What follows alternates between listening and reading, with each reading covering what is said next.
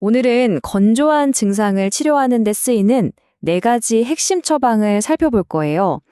각 처방이 서로 다른 종류의 건조증에 어떻게 작용하는지 그 원리에 초점을 맞춰서 따라와 주시면 됩니다. 자, 우선 건조가 대체 뭔지 개념부터 확실히 잡고 갈게요. 그리고 나서 차고 건조한 한조, 덥고 건조한 온조, 마지막으로 몸 안에서 생기는 내조를 다루는 처방들을 하나씩 뜯어볼 겁니다. 그리고 마지막엔 이걸 한눈에 싹 정리해 드릴게요. 한의학에서 건조함이란 건요, 병을 일으키는 6가지 나쁜 외부 기운, 즉 사기 중 하나로 봐요. 이게 제일 문제가 되는 건 우리 몸을 촉촉하게 유지해주는 아주 중요한 책, 바로 진액을 바싹 마르게 한다는 점이에요. 자, 건조증을 제대로 알려면 먼저 이게 외부 환경 탓인지 아니면 우리 몸속 문제인지를 구분해야 해요. 외부의 건조한 기운이 몸으로 훅 들어와서 생기는 걸 외인성 건조라고 하는데 이건 주로 폐를 가장 먼저 공격합니다. 반면에 몸 안의 장기 기능이 약해져서 체액이 그냥 말라버리는 건 내인성 건조라고 하고요. 이건 폐뿐만 아니라 비장, 신장 같은 여러 장기와 관련이 있죠. 그럼 첫 번째 카테고리인 한조부터 한번 파고 들어가 볼까요? 말 그대로 차고 건조한 기운이 문제인 건데요. 쌀쌀한 가을에 걸리는 콧물은 없는데 목만 칼칼한 그런 감기를 생각하시면 딱 맞아요. 바로 이런 한조 증상에 쓰는 대표적인 처방이 바로 이 행소산입니다. 어떤 약재들이 모여서 이 차고 건조한 기운을 몰아내는지 한번 뜯어보죠. 여기서 핵심적인 역할을 하는 약재가 바로 자소엽하고 행인이에요.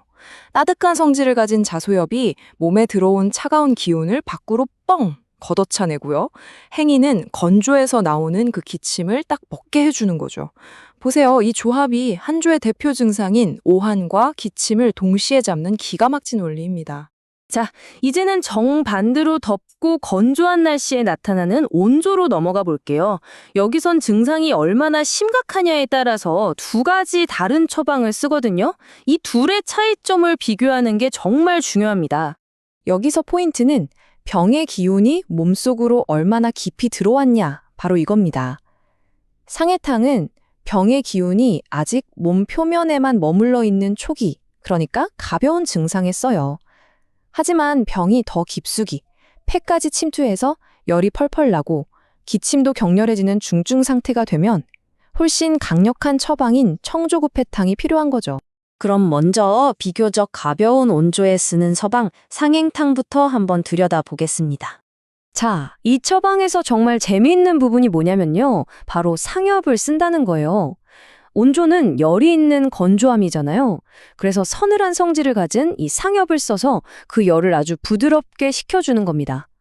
여기에 기침 잡는 행인이 딱 더해지니까 초기 온조 증상을 효과적으로 다스릴 수 있게 되는 거죠. 그럼 건조함과 열이 폐를 더 깊이 손상시킨 심각한 상황에선 어떻게 할까요? 바로 그때 등장하는 게 청조구패탕입니다. 이 처방은 접근법이 훨씬 강력해요. 가벼운 열을 식히던 상엽은 그대로 쓰지만 여기에 폐에 아주 극심한 열을 꺼버리는 강력한 소방수, 바로 석고가 추가됩니다. 이게 상행탕하고의 결정적인 차이예요. 그리고 이게 바로 심각한 온조 증상을 치료하는 핵심 전략인 거죠. 자, 이제 외부 요인은 잠시 잊고 우리 몸 자체의 체액이 부족해서 생기는 내인성 건조로 넘어가 볼게요. 이건 보통 만성적인 경우가 많습니다. 주로 폐와 위의 진액이 부족해서 생기는 이런 상태에는요, 대표적으로 맹문동탕이라는 처방을 사용합니다.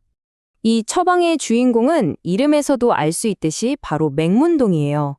맹문동은 마치 바싹 마른 땅에 물을 주는 것처럼 우리 몸에 부족해진 진액을 직접 보충하고 만들어내는데 아주 강력한 효과가 있어요.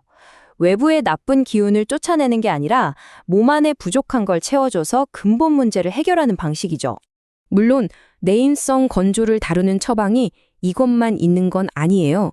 하지만 오늘은 가장 기본이면서 대표적인 맹문동탕에 집중해서 확실하게 이해하고 넘어가겠습니다. 자, 그럼 지금까지 우리가 살펴본 모든 내용을 하나의 표로 깔끔하게 정리해 볼까요? 이 표를 한번 보세요.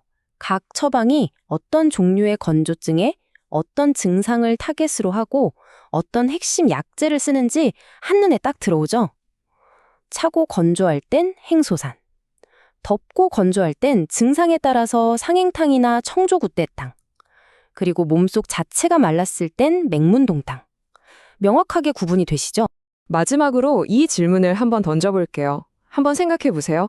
한조, 즉 차가운 건조증에는 따뜻한 약을 썼고 온조, 즉 뜨거운 건조증에는 차가운 약을 썼어요. 그쵸? 이처럼 병의 성질과 정반대되는 성질의 약을 사용해서 균형을 맞추는 것. 이게 바로 한의학 치료의 아주 정교하고 아름다운 논리입니다.